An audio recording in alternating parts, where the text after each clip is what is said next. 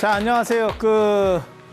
지난 시간에 이어서 인성론 얘기를 계속 해드릴 겁니다. 이 인성론만 정리하면, 왜 인성론을 가지고 계속 얘기를 하고 있냐면, 인성론만 정리가 되면 중국 불교사는 거의 날로 먹습니다. 그러니까 한국에서 불교하시는 분들이 중국 불교를 자꾸 어렵게 생각하는 게 사실은 인성론에 대한 배경이 약해서 그래요.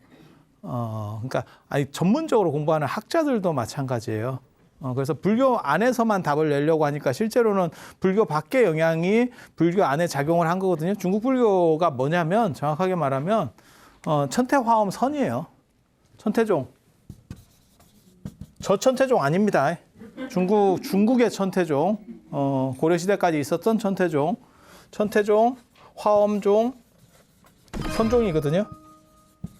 이게 전부 인성론 얘기를 하는 거예요. 인성론 얘기를 하고 있는데, 그래서 저 같은 경우가 사실 저런 거를 그냥 학교에서 수업을 쉽게 할 수 있는 게 뭐냐면 인성론 배경이 있어서 그래요.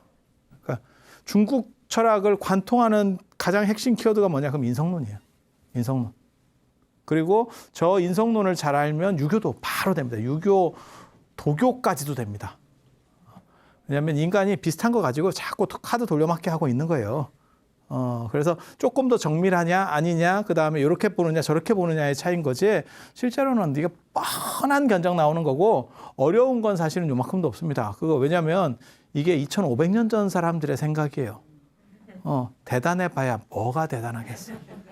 시대 배경을 잠깐만 먼저 말씀을 드리면, 이 춘추시대, 전국시대 이렇게 되는데, 춘추시대 같은 경우는 서로 이제 왕 눈치 보면서 싸우던 시절입니다. 그러니까는 천자라고 하는 황제가 있는 거고, 그 밑에서 눈치를 보면서, 그래서 춘추 5패라 그래요. 5패라 그래서 이제 제나라 환공, 그 다음에 초나라 장황, 진문공, 진나라가 사실 굉장히 중요한데 그 진나라가 이제 깨지면서 나중에 전국시대가 되는 거거든요. 초나라에 장황이라고 하는 사람이 있었고, 강남에 초나라 장황이라고 하는 사람이 있었고, 이 제나라 산동성 쪽에 제나라에는 이제 환공이라고 들어보셨어요? 환공? 관포지교 할 때 그 관중이 모셨던 게 이 환공이에요. 환공. 그 다음에 이쪽에 진문공. 이 진은 이 진자입니다. 이 진자를 쓰는 진문공이 있고, 이렇게 있고, 그 다음에 여기 오나라가 있고, 그 다음에 여기 월나라가 있습니다. 월나라 밑에가 월남입니다. 베트남 월남. 월남. 월나라 밑에 있어서 월남이야. 월남. 여기에 이제 오왕 부차라고 하는 사람이 있고, 여기에 이제 월왕 구천이라고 하는 사람이 있고, 치고받고 맨날 싸워요. 이게 사실은 초나라가 좀 더 위로 올라와야 되고, 이렇게 맨날 싸워. 그래서 5월 동주라는 동, 순망치한, 잇몸이 없으면 이가 시리다. 지그들끼리 계속 싸웁니다. 저 5명이 이제 가장 잘 나가는 이 춘추시대를 대표하는, 그래서 춘추의 5명의 패자라 해서 5패라 그래요. 5패. 5패가 뭐냐면 이걸 다 정복하진 않은데 힘이 있어서 주었다 폈다 하는 거예요. 지금 트럼프나 안 그러면 시진핑 같은 게 패자입니다. 패자. 다 먹고 들어오는 건 아니야. 근데 눈치를 봐야지. 눈치를 봐야지. 전 세계 패자면 트럼프 대통령이 패자겠죠. 그리고 이제 지역 패자들도 있어요. 뭐 푸틴 대통령도 있고, 시진핑도 있고, 뭐 이렇게 이해가 대충 되시죠? 그런 패자들이에요. 그래서 이 황공이라는 사람은 그 관중포숙을 썼었던 사람이고, 뭐 여기에 얘기들이 많습니다. 이 장황도 멋있는 사람이에요. 초나라 장황. 저 얘기 보면 뭐 기가 막힌 얘기들이 있죠. 왕이 되고 3년 동안 술만 먹었대. 내리 술만 먹었대. 그러면서 뭐라 그랬냐면, 술 먹으면서 그랬거든요. 입이라도 뻥끗하면 죽는다. 누구든지 말하면 죽어. 이러고 3년 동안 먹었는데 말을 하는 놈이 없더래. 죽을까봐. 이제 3년이 지나니까 나라가 개판이 되니까 한 사람이 죽을 각오를 하고 말하는 거예요. 근데 대놓고 말은 못하겠고, 3년 동안 어떤 새가 있는데 울지도 않고 날지도 않고 있다. 뭐 어떻게 좀 해봐라. 이제 죽을 각오를 하고 그렇게 하는 거예요. 그랬더니 그 초나라 장황이 참 멋있지. 술잔을 탁 던지면서 했다는 얘기 그거예요. 한 번 나르면 하늘 끝까지 올라가고 한 번 울면 천하가 진동한다. 딱 그리고 술 딱 끊고 그때부터 정사를 시작하는데 그 3년 동안 사람을 본 거예요. 누가 쓸만하고 누가 쓸모없는 놈인가를 계속 보고 있었던 거예요. 거기 막 딸랑거리고 있었겠지. 딸랑딸랑 막 이렇게 거리고 있었겠지. 그래서 싹 숙청하고 쫙 몰아서 밀어붙여서 천하의 패자가 되는 거예요. 이게 다 시대가 다른 사람들입니다.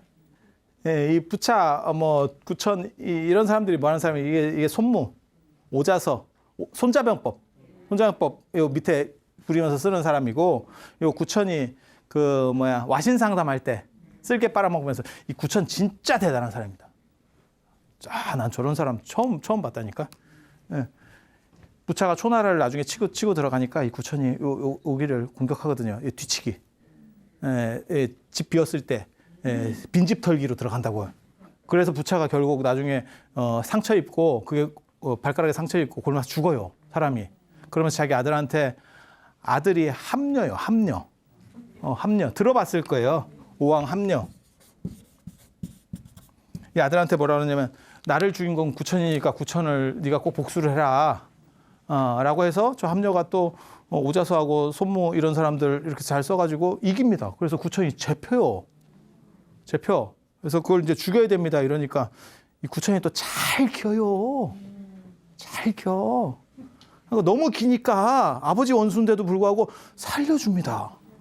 그래갖고 3년 동안 거기서 이제 약간 노비 비슷하게 이렇게 왕실에서 이렇게 하는데 결정적으로 어떻게 해서 풀려나는지 아세요? 난 저런 거 보면 진짜 대단한 사람이라고 싶어. 왕이었던 사람인데 함녀가 아프니까 저게 이제 낫겠나 안 낫겠나를 판단을 해야 되는데 그때 구천이 어떤 행동을 하냐면요. 함녀의 응가를 먹습니다. 이걸 맛보면 알 수 있습니다. 이렇게 하고 딱 먹고 나을 병입니다. 이렇게 해버려. 그러니까 함녀가 딱 보니까 저걸 먹을 정도면 쉽지 않은데 이건 누가 봐도 쉽지 않은데 그래갖고 사람을 신임하게 되는 거예요. 그래서 옆에 사람들한테 너네는 먹을 수 있겠냐? 이러니까 그건 뭐 그렇게 합리적인 것 같지는 않습니다. 꼭 지금 해야 되는 거 아니면 뭐 나중에 하죠. 뭐 이런 식으로 했다는 거예요. 그래서 저 사람을 풀어줬잖아요. 풀어주니까 집에 가고 계속 쓸개 먹고 있고 쓸개 빨면서 매달아 놓고 그래서 나중에 결국 함녀가 되치기 당하죠. 함녀가 구천 잡으러 갈 때는 와신, 그러니까 장작 쌓아놓고 거기서 자가지고 끊임없이 자기를 이렇게 노력해서 결국 얘를 이겼고 구천이 이길 때는 쓸개 먹었다는 거잖아요. 쓸개를 계속 아침마다 빨면서 네가 당한 치욕을 잊지 마라. 그렇게 결국 함녀를 잡아요. 뒤집게 해가지고 잡아요. 그런데 함녀하고는 이제 함녀가 자기를 살려줬으니까 살려주려고 그랬는데 함녀는 저런 구천 스타일은 아니지. 그래서 결국 자살합니다. 근데 여기 이 이야기에 기가 막힌 사람이 등장을 해. 기가 막힌 사람이. 그게 누구냐면 범녀라고 하는 사람이 있어요. 범녀. 이 구천의 책사인데 범녀라고 하는 사람이 있어요. 이 시대 상황을 좀 알아야 돼요. 춘추전국 시대가 뭐하고 똑같은 거냐면 국가 개념이 없습니다. 능력 있는 사람들은 여기로 갔다가 기용되고 저기로 갔다 기용되고 요즘으로 말하면 스포츠 선수 생각하시면 돼요. 그러면 내가 돈이 많으면 뭐 내가 축구구단을 하나 만들면 만수르 같이 뭐 브라질에서 잘하는 사람 뭐 이렇게 해갖고 한 1조 정도를 하면 우리나라 축구팀인데 내 팀인데 전 세계 1등 팀이 나와. 만수르가 그렇게 했어. 그냥 무진장 갖다 박으면 돼. 그럼 그 사람은 국가를 위해서 뛰는 게 아니고 나를 위해서 뛰는 거예요. 이해가 됩니까? 그러니까 춘추전국 시대 때 저런 대단한 사람들이 저렇게 왔다 갔다 하는 거예요. 그래서 맹자도 그렇고 공자도 그렇고 그렇게 해서 쓰이기를 바라는 거예요. 그래서 당신을 이렇게 쓰겠다. 연봉이 딱 맞으면 그 사인해가지고 바로 투입되는 거예요. 그러니까 국가 개념이 없어. 이때는 굉장히 재밌어요. 그래서 저 범녀라는 사람이 이렇게 머리를 싹 쓰는데 저 사람이 기용한 사람 중에 저 범녀가 중국의 역사상 등장하는 최초의 매점 매석가입니다. 떼돈을 벌지. 매점 매석이 진짜 돈 많이 벌거든. 그거를 아이디어를 생각해낸 게 저 사람이에요. 그리고 공자 나중에 제자인 자공이 매점매석을 해서 돈을 많이 벌거든요. 그리고 저 사람이 뭘 하는 거냐면 나라를 다 뒤져가지고 미인을 찾아냅니다. 그래서 부차한테 미인계를 써요. 구천을 살리기 위해서. 그때 들어간 미인이 서시입니다. 그 유명한 서시. 네, 서시. 서시라고 들어봤어요? 이게 서시가 이름이 아니에요. 그냥 시씨라는 뜻이에요. 서쪽 지역에 사는 시씨라는, 예, 원래 빨래하는 애예요. 근데 빨래하다가 이게 인물이 너무 좋으니까 길거리 캐스팅 되는 거거든요. 그래서 인물이 너무 좋아서 이게 나중에 저 나라가 이제 넘어가잖아요. 오나라에 파견돼 가지고 이제 부차를 이렇게 해가지고 결국 나라의 재정을 탕진시키는 그런 역할, 스파이지 어떻게 보면 스파이 역할을 하는 거지. 그렇게 해서 그런 얘기 못 들어봤어요? 저 서시가 한번 딱 뜨면 그 빨래터에 딱 뜨면 물고기가 싹 가라앉는다. 그 사대미인 뭐 이런 얘기 중국 가면 그거 있잖아요. 그 치모가 서시예요. 치모, 물고기가 수영하는 걸 잃어버리고 이렇게 해서 가라앉는다. 그러면 내가 그래서 그랬다. 사람이 오는데 물고기가 가라앉지. 그럼 죽으려고 떠오르냐? 당연히 가라앉지. 뭐 이런 거예요. 근데 저 서시가 뭐 약간 폐병 같은 게 있어요. 그래서 가슴을 이렇게 손을 얹고 아침마다 이렇게 인상을 찌푸린대. 아프니까. 그게 굉장히 이쁘대. 너무너무 이쁘대. 너무 이쁜 여자가 찡그리니까 그게 이쁜 거야. 그래서 거기서 유명한 고사가 있어. 그게 동시효빈이라는 거야. 동쪽 지역에 쟤는 서쪽에 서쪽에 사는 시씨인 거고 동쪽에도 시씨가 살았대. 그 여잔데 그 사람들이 막 이렇게 아침마다 이렇게 애가 이러고 인상 쓰면 막 넘어간대. 근데 그 동시는 뭐라고 생각했냐면 내가 같은 성씨고 쟤랑 별 차이도 없는데 쟤의 도대체 인기 비결은 뭘까? 이렇게 해서 딱 보니까 이거야. 이러면서 인상을 쓰는 거야. 그래서 자기도 그걸 따라해서 인상을 썼더니 얘는 원래 상태가 안 좋은 데다가 인상까지 쓰니까 그래서 지 분수를 모르고 따라한다 뭐 이런 거 할 때 동시효빈이라는 고사가 있어요. 이게 그러니까 와신 상담도 여기서 이게 나오는 거고 동시효빈이라는 건 여기서 나오는 거고 그다음에 이 여자 때문에 나라가 망한다 그래서 경국지색이라는 말이 여기서 나오는 거예요. 근데 이 법녀가 굉장히 대단한 게 제가 저런 법녀 스타일 굉장히 좋아해요. 저 사람이 머리는 좋은데 A급이 아니야. A급이면 여기까지 안 와요. 그 당시에 잘 나가는 이쪽 나라들에서 하지. 그러니까 이쪽 나라에서 장사가 안 되니까 여기 이제 좀 찌부른데 이류로 내려온 거야. 거기서 이제 자기가 대장이 돼서 이제 제갈량 같이 책사를 하는데 참 여러 가지 배워야 된다. 저 구천이라고 하는 사람이 목이 길고 약간 베란다가 돌출됐대.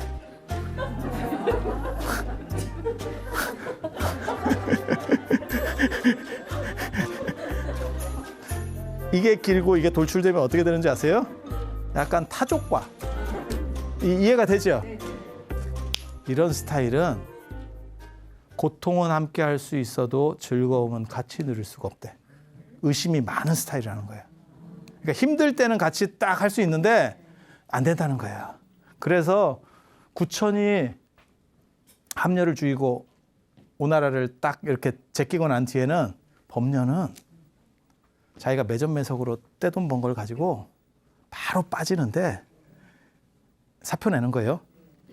사표 내는 거예요. 중국에서 제일 재상으로서 유명한 사람이 저 관중, 그 다음에 저 초안지의 소하, 제갈량 이런 사람들이에요. 근데 이 법녀는 약간 운치 있는 사람이거든.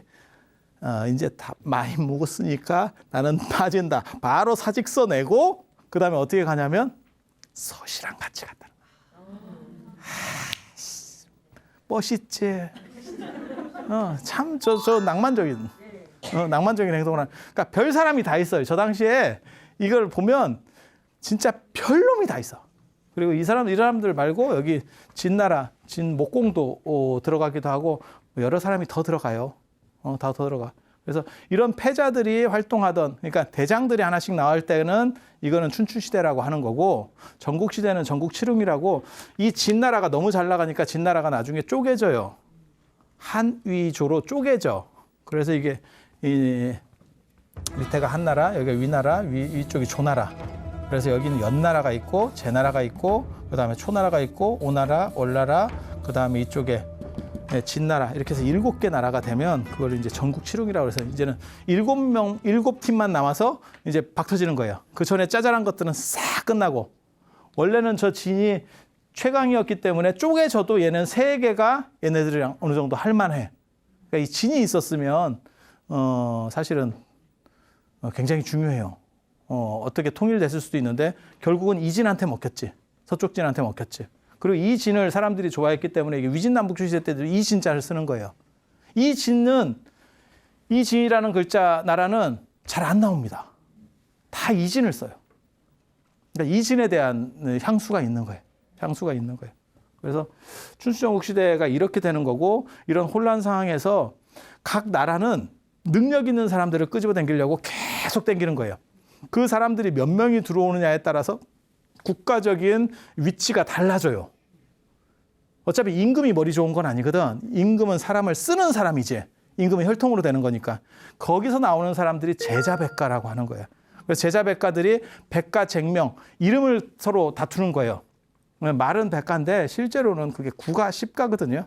중요한 거는 유묵법도라고 그래서 유가, 묵가, 법, 그 다음에 도가, 노자장자, 도가, 그 다음에 음양가, 음양가는 음양오행 이런 거, 방술, 술사, 오래 살고 뭐 이런 것, 전보고 이런 것들. 그 다음에 명가, 논리학, 논리학자들.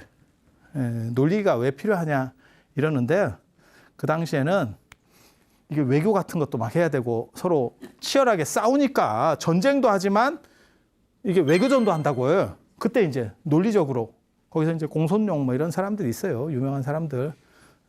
공손용의 흰 말은 말이 아니다. 백마 비마론, 아주 유명한 겁니다. 흰 말은 말이 아니다. 그걸 가지고 학자들을 다 모아놓고 흰 말은 말이 아니다라는 거를 설명을 해서 모든 학자들을 깨트렸대. 그 유명한 얘기예요. 희다라는 개념과 말이라는 개념은 동시에 존재할 수 없기 때문에 이 개념들은 분리되어야지 동시성은 불가능하다라는 걸 논증을 막 하는 거예요. 약을 팔아가지고 학자들을 다 깨트렸대. 그런데 되게 웃기는 얘기가, 그런데 자기가 흰 말을 타고 관문을 나가는데, 성문을 나가는데 말세를 내고 나가더래. 왜냐? 그 지키는 사람한테는 그런 거 안 먹혀. 그래서 제가 늘상 얘기하는 거 있어요. 이 세상에서 학자를 잡는 사람이 딱 한 명 있어요. 무대뽀 할매. 그리고 논리가 아주 논리적인 사람을 잡는 딱 한마디가 있어요. 근계. 그러니까 뭐 이렇게 얘기를 하잖아, 상대가. 그러면 그러니까 하면서 지 얘기만 하는 거야. 계속. 논리는 필요 없어. 그냥 자기 얘기만 계속. 그러니까 근계 이렇게. 그러면 논리적인 사람이 속이 터져서 항복입니다. 항복입니다. 이게 명가가 논리, 이게 굉장히 중요해요. 왜냐하면 중국 한자는 논리 체계가 부족하기 때문에 논리학이라는 게 성립이 안 되는데 이 시기에 잠깐 나오는 거예요. 이 뒤에는 다 뭐냐면 불교처럼, 선불교처럼 직관 이런 걸로 간다고요. 근데 이때는 논리 개념이 나온다니까요. 그리고 종행가라고 하는 것도 있고, 종행가는 가로 세로 가로, 그러니까 왔다 갔다 하면서 유세하는 거예요. 서로 편 먹어주고 뭐 이렇게. 그러니까 요즘으로 말하면 뭐라 그럴까? 로비스트? 로비스트? 그 다음에 여기에 농가, 농사 짓는 사람들. 그 다음에 뭐 잡가. 잡가는 그냥 잡이에요, 잡. 그 다음에 여기에 뭐 소설가도 들어가기도 하고. 몇 개요? 네, 다, 일곱, 여덟, 아홉, 10개. 뭐 이런 것들이 들어가요. 이거 다 뭐 뒤에 거는 별 필요 없고 요 4개. 4개가 핵심입니다. 4개가 핵심입니다. 제자백가를 제자구가 뭐 이렇게 구가 꽉 찼다, 완전하다 뭐 이런 식으로 표현들을 해요. 그래서 뒤쪽은 좀 들쭉날쭉하고 앞쪽 거 4개가 이제 핵심. 그래서 저런 사람들이 시장에 나와가지고 나를 기용해 줄 사람, 그리고 없으면 가서 이제 만나서 이렇게 따지고 뭐 이렇게 하는 거예요. 그래서 당대에 가장 이적료가 높았고 그 다음에 연봉이 많았던 사람은 순자입니다. 맹자는 땡푼입니다. 맹자는 말만 더럽게 많고, 말만 더럽게 많고, 그리고 맹자는 거의 아마 자기가 혼자서 책 썼을 걸. 순자는 집단지성이에요. 그게 직하학궁에서 제나라에서 그런 학자들을 모시는 데가 있어요. 따로 거기 리더입니다. 제주. 그러니까 서울대로 얘기하면 서울대 총장, 실력으로 올라가는 사람, 진짜 실력으로서 총장이 되는 사람. 그냥 이렇게 낙하산 말고 그게 순자예요.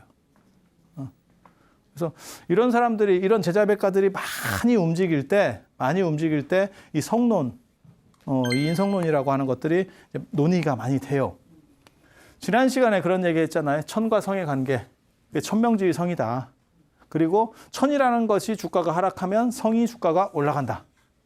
여기까지 얘기했잖아요. 근데 이게 완전히 관계가 끊어지진 않아요. 이 두 가지를 어떻게 볼 거냐에 대한 이야기가 계속 있어요. 그래서 이 천을 처음에는 이 천이 3가지로 나중에 분류가 되거든요. 처음에는 인격천. 그러니까 진짜 신이에요. 신. 그리고 하나는 법칙으로 봅니다. 어떤 원리, 원칙. 야, 신이라고 하는 게 네 맘대로 막 하는 게 아니고 기독교도 비슷하게 생각할 수 있어요. 윤리적으로 살면 그 사람에게 지옥에 보낸다는 게, 신을 안 믿었다고 지옥에 보낸다는 게 말이 되냐? 살인을 저지르고 신을 믿었다고 천국으로 빼주는 게 그게 신이냐? 그런 사람도 있습니까? 있지. 뭐 코르테스나 남미나 호주나 아프리카 정복할 때 백인들이 그렇게 행동한 거예요. 거기서 금을 빼다가 성당에다 갖다 주면 잘한다 이래가지고 또 가고 이렇게 하는 거예요. 그게 신이냐? 그러니까 이쪽에서는 뭐라고 생각하냐면 그런 신이 아니고, 신이라고 하는 것은 사실은 원리일 뿐이다. 불교식으로 말하면 다르마, 법칙이다. 이렇게 주장을 하는 거예요. 그러면 요거를 신이라는 말을 쓰지 않고 천이라는 말 대신에 디라는 말로 씁니다. 천리. 이렇게 되는 거지. 천리. 그래서 인격천이라고 하는 게 있고, 인격천이라고 하는 게, 이거는 진짜 하늘이 무심타. 이렇게 얘기할 때 하늘이 나를 알아줄 것이다. 그러니까 유신론적 신이에요. 그리고 의리천이라고 하는 게 있고, 의리천이라고 하는 거는 법칙이에요. 이건 법칙. 그리고 또 하나의 천이 자연천이에요. 자연천. 그냥 파란 하늘. 자연. 아무것도 아닌 거예요. 그래서 맨 처음에 여기가 점점 이 성이 발전하면서 이쪽으로 이동을 해요. 그래서 나중에 중국 신유학의 철학의 목적이 뭐냐면 이 이와 성의 관계예요. 그래서 성리학이라 그러는 거예요. 성리학. 성리학. 이 천과 성에 대한 논의들이 이 전국 시대가 되면 굉장히 이제 활발하게 이루어지기 시작해요. 그래서 공자가 얘기한 게 맨 처음에는 성상거냐 습상어냐, 모든 성품이라고 하는 건 비슷하게 태어났는데 환경에 따라서 달라진다. 공자의 제자들이 뭐라고 얘기했냐면 성유선유악론. 성이라고 하는 것에는 선도 있고 선한 것도 있고 악한 것도 있어. 야, 네 본질에는 선한 것도 있고 악한 것도, 그게 이렇게 발현될 수도 있고 저렇게 발현될 수도 있어. 섞여 있는 거야. 선한 게 아니야, 인간이라고 하는 건. 이렇게 주장하는 게 어떻게 보면 공자식 사고에서 가장 비슷한 사고일 거예요. 그러니까 맹자 같은 경우는 좀 더 뒤에 나오는 거예요. 그다음 도가에서는 뭐라 그러냐면, 야, 성이라고 하는 것은 선악을 초월하는 거야. 더 본질적인 거야. 선악 같은데 계속 왔다 갔다 하고 있는 게 그게 성이냐? 그 그릇 같은 건데, 네, 그 그릇 같은 건데 어떻게 보면 그걸 담고 있는 건데, 그걸 넘어서 있는 거지. 아니 그냥 얘기들이 계속 점점 퍼지고 있는 거예요. 왜? 이게 논점의 주류였다가 이게 논점의 주류가 되니까 이것은 뭐지? 그 전까지 이거는 생각을 했는데 이거는 생각을 안 해본 거야. 그러니까 여러 가지 얘기들이 막 나오는 거예요. 그러다가 맹자 시절이 되면 드디어 우리가 아는 성선설이 나오는 거죠. 성선설. 이 성선설하고 관련해서 제일 중요한 인물이 고자예요. 고자. 이 고자. 고자는 뭐라고 주장했냐면 성이라고 하는 것은 무선무악. 인간이라고 하는 건 백지 같은 거야. 선과 악이 깔려 있다라고 말하는 게 성유선유악론이야. 그리고 이거는 그냥 백지 같은 거야. 백지 위에다가 네가 이렇게 그리면 되고 저렇게 그리면 되는 거야. 원래 아무것도 없어. 그리기 나름이야. 흰 도화지야. 흰 도화지. 흰 도화지. 그렇게 주장하는 거예요. 그게 서양 철학으로 얘기하면 로크하고 비슷합니다. 영국의 경험론학 철학자 로크의 백지설이라고 있어요. 인간은 백지 같은 거로 태어난다. 그래서 이렇게 될 수도 있고 저렇게 될 수도 있고 그 가능성만 가지고 있다. 그렇게 되면 무슨 일이 벌어져요? 교육이 강조가 되죠. 이걸 잘 교육받아야겠네. 성선설이 되면 어떤 일이 벌어지는 줄 아세요? 원래부터 좋은 걸 타고났잖아요. 그러면 그거를 잘 이게 오염만 안 되게 나를 잘 보존만 하면 돼. 내 건 원래 완전한 거니까. 이해가 됩니까? 관점이 달라.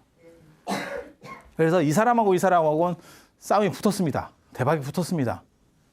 그런데 이 사람이 뭐라 그랬냐면 성이라고 하는 것은 흐르는 물과 같아. 물길이 이렇게 쭉 내려가잖아요. 그러면 요걸 앞에서 이렇게 틀어주면 이렇게 가는 거고 이렇게 틀어주면 이렇게 가는 거지. 야, 이게 뭔 결정성이 있냐? 이렇게 얘기했다. 그러니까 맹자가 뭐라고 받아치냐면 그래도 거슬러 올라가진 않잖아. 어떤 속성은 있는 거야. 야, 이렇게는 가지 이렇게는 안 가잖아. 이렇게 받아친다고. 되게 재밌어요. 그러면서 하는 얘기가 뭐냐면 우산의 비유라는 거예요. 우산의 비유. 우산이 소산이야, 소산. 거기 있었는가 봐, 산이. 이런 산이 있었는가 봐. 그러면서 뭐라고 얘기하냐면 저 산이 있는데 저 산이 민둥산이잖아? 처음부터 민둥산인 줄 알아? 원래는 산림이 우거져 있었을 거야. 그게 그 산의 본성이고 지금 사람들이 가까워가지고 민가가 가까워가지고 다 배가서 민둥산이 된 거는 그는 본성을 잃어버린 거야. 네 본성은 원래부터 완전한 거야. 이렇게. 진짜 그래? 산에 원래 나무가 있어? 태초부터 나무가 있었을까? 글쎄, 그게 또 생각해보면 나름이거든. 결정적인 예가 있어요. 이제 맹자가 비유로 드는 게 입자유정의 비유거든요. 그 유명한 입자유정. 우물에 애가 빠지면. 중국이나 인도나 다 마찬가지예요. 우물이 지악스럽게 큽니다. 이 둘레보다도 더 크다고 생각해도 돼요. 왜냐하면 우리는 산이 많기 때문에 지하수가 많아서 파면 우물이 나오는데 중국이나 인도 같은 데는 몇 킬로를 걸어가야 우물이 있습니다. 그 공동 우물 하나를 가지고 몇 마을에서 쓰는 거예요. 이해가 되시죠? 그리고 두레박은 없어. 그냥 밑에다가 이렇게 되면 여기다가 자기가 자기 거 두레박 갖고 해서 물 줄로 당겨가지고 나중에 갈 때 철거해 가야 돼. 왜? 안 그러면 훔쳐가. 아니, 그런 거예요. 그리고 이 우물 턱이 없어요. 그래서 물 같은 거 깃다가 보면 애가 이렇게 깨짝깨짝 하다가 호로록 해갖고 빠지는 경우들이 있어. 그렇게 빠지면 다 안타까워하고 내일이 아니더라도 건져주려고 하지. 근데 이거 굉장히 깊어서 못 건집니다. 대부분 죽습니다. 네, 못 건져요. 건져주려고 하는 게 인간의 마음이지. 이렇게. 넌 그 마음 없냐? 어때? 맞아요? 그 마음이 있어? 그래요? 그래? 레이황이라고 하는 사람이 있어요. 저게 최근 사람이에요. 최근. 그게 이제 중국에서 태어나가지고 미국에서 공부해서 미국에서 대학 교수를 하던 사람이에요. 그 레이황이 허드슨 강변에서 중국사를 이야기하다라는 책이 있어요. 그러니까 중국사를 그 사람이 미국에서 가르친 사람이에요. 그러면서 중국사에 대해서 쭉 썼는데 제목이 허드슨 강변에서 중국사를 이야기하다예요. 거기 보면 기가 막힌 얘기를 그 사람이 써놨어요. 내가 중국을 이렇게 여행을 하면서 자기가 답사를 할 거 아니에요. 역사학자니까. 답사를 하면서 딱 하니까 내가 이런 사건을 진짜 봤다. 목격했다. 그러면서 글을 써. 그래서 우물에 애가 빠졌는데 사람들이 서로 건져주려고 하는 게 아니고 그 엄마한테 얼마 줄 거냐를 물어보더래. 애를 건지면 얼마 줄래? 이렇게 물어보더래. 그러니까 엄마는 지금 애가 빠지니까 경황이 없잖아. 이게 집에서 부르려면 119에 전화해가지고 주소 얘기 안 하고 우리 집에 불났어요. 그러고 끊는다는, 요즘이야 발신지 추적을 해서 오면 되지만 그런 일들이 있었잖아요. 그게 사람이 이게 날아가니까 집에 불이 나도 날아가는데 애가 물에 빠졌어. 그러면 얼마나 경황이 없겠어요. 그러니까 그게 그렇게 얘기가 들어오니까 뭐 대답도 제대로 못하고 하다가 넘어갔다는 거예요. 경기 끝. 그 얘기를 적어놨어요. 그러면서 뭐라고 얘기하냐면 내가 보니까 아닌 경우도 있더라. 이게 뭘 얘기하는지 아세요? 이 성선설은 연역 논리이기 때문에요. 모든 사람이 그래야 되는 거예요. 한 사람이라도 예외가 있으면 이거는 아닌 경우도 있는 거예요. 그러니까 모두가 다 그래야 되는 거예요. 지금 이 레위 왕이 얘기하는 주장은 뭐냐면 그런 사람이 예를 들어서 1억에 한 명이 있어. 그건 가능하잖아요. 그러니까 우리 안에서는 없겠지. 저는 긍정적이니까. 우리 안에서는 없겠지. 하지만 이런 사람을 계속 늘려간다면, 군집을 늘려가면 뭐 사이코패스도 있고 별 사람이 다 있으니까 그중에 1억에 한 명이만 있다라고 가정을 해봅시다. 그러면 전세가 60억, 70억이니까 60명, 70명은 있는 거네. 그러면 성이 본래부터 선하다고 네가 어떻게 얘기할래? 그 얘기를 하고 싶은 거예요. 네 논리 기반은 깨졌잖아.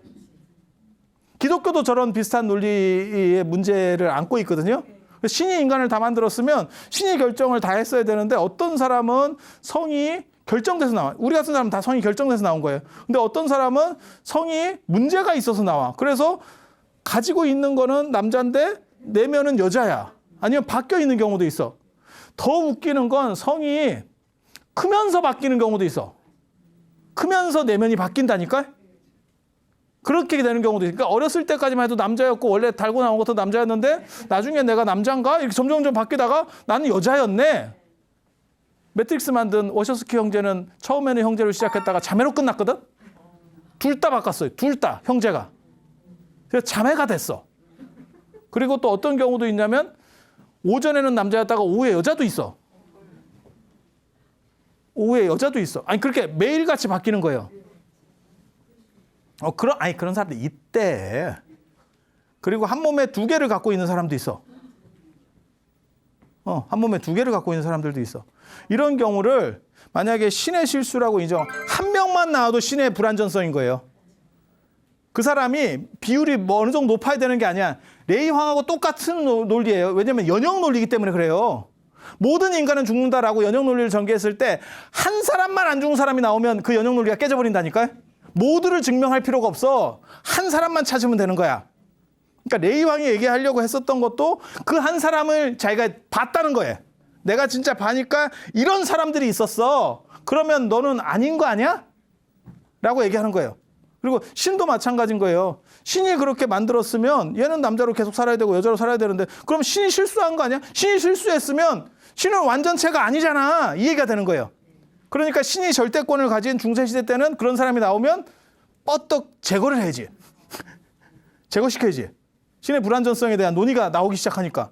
근데 지금은 이제 다종교 사회니까 그런 문제는 없죠. 그러니까 한 명만 해버리면 연역 논리는 다 깨지는 거예요. 그래서 과연 이게 진짜냐? 라는 게 있고 이 고자하고 대론했을 때 장 이름도 고자장이에요. 고자장인데 고자하고 대론했을 때 논리 구조를 딱 보면 고자가 설득력이 사실은 더 있어요. 그런데 고자는 책을 안 썼어. 맹자는 책을 썼어. 심히 의심이 갑니다. 왜? 책 쓴 사람이 대부분 불리하다. 생각을 잘 해봐. 이겼으면 그냥 지나간다니까? 흘려간다니까? 뭔가 지면 맺혀. 내가 그때 그 얘기를 했었어야 되는데. 이해가 됩니까? 그래서 맹자라는 사람이 이게 우기기 대장이에요. 그리고 원래 저 사람이 뜬 게 나중에 당나라 때 뜨거든요. 처음부터 떴던 사람이 아니고 순자는 처음부터 떴고 맹자는 못 떠요. 맹자는 당나라 때까지 가야, 그러니까 한 1000년 뒤에 가야 이 사람이 뜬다고요. 그러니까 굉장히 오래 있다가 운이 좋지. 그래서 맹자가 뜨는 데 있어서 불교가 역할을 해요. 불교가. 맹자는 이상주의자고 약간 종교성이 강한 사람입니다. 순자는 현실주의자예요. 현실주의자들의 특징이 현실에서 성공합니다. 그 당대에 성공합니다. 그런데 현실주의자들이 조금 없어 보이죠. 왜냐하면 너무 현실적인 얘기를 자꾸 하니까. 그러니까 제가 지난 시간에 그런 얘기 했잖아요. 제사와 관련해서 순자는 제사는 귀신의 일이 아니다. 좀 얼빙한 사람만 그걸 귀신의 일로 보고 교양 있는 사람들은 다 재전으로 문화적으로 이해를 한다. 순자가 쓴 얘기거든요. 그러니까 그런 합리적인 얘기를 하니까 사람들은 그것이 맞다라고 생각은 하지만 합리성에서 매력을 느끼지는 않습니다. 이상적이고, 그러니까 예수 같은 사람이 먹히는 것도 그런 거예요. 그 사람이 합리성이 없어요. 그런데 먹히는 이유는 뭐냐면 이상주의자들이 인간의 갈증과 관계돼. 인간이 그런 거를 합리성을 현실에서는 좋아하지만 나름의 그러한 신데렐라 같은 뭐 이런 것들에 대한 생각들이 계속 있어요. 죽을 때까지, 늙어 죽을 때까지 뭔가 생각들이 있어. 이상적인 생각들.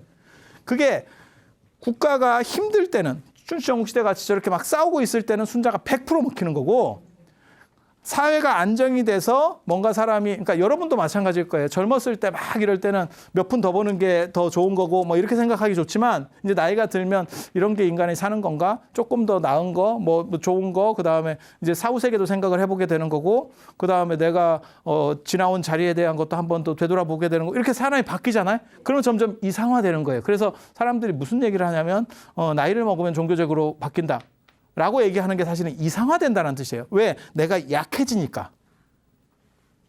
그런데 맹자는 그런 속성을 가져요.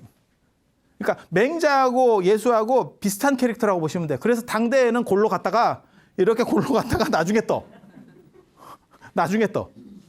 순자는 현실주의자입니다. 철저하게 현실주의입니다. 그리고 말을 들어보면 다 맞아. 그런데 매력이 없어. 아니, 듣고 있으면 고개가 다 끄덕여져. 근데 매력이 없어. 우리 한국 사람들이 제일 어떻게 보면 좋아하는 시가 윤동주의 서시거든요. 그게 이상주의에서 그래요.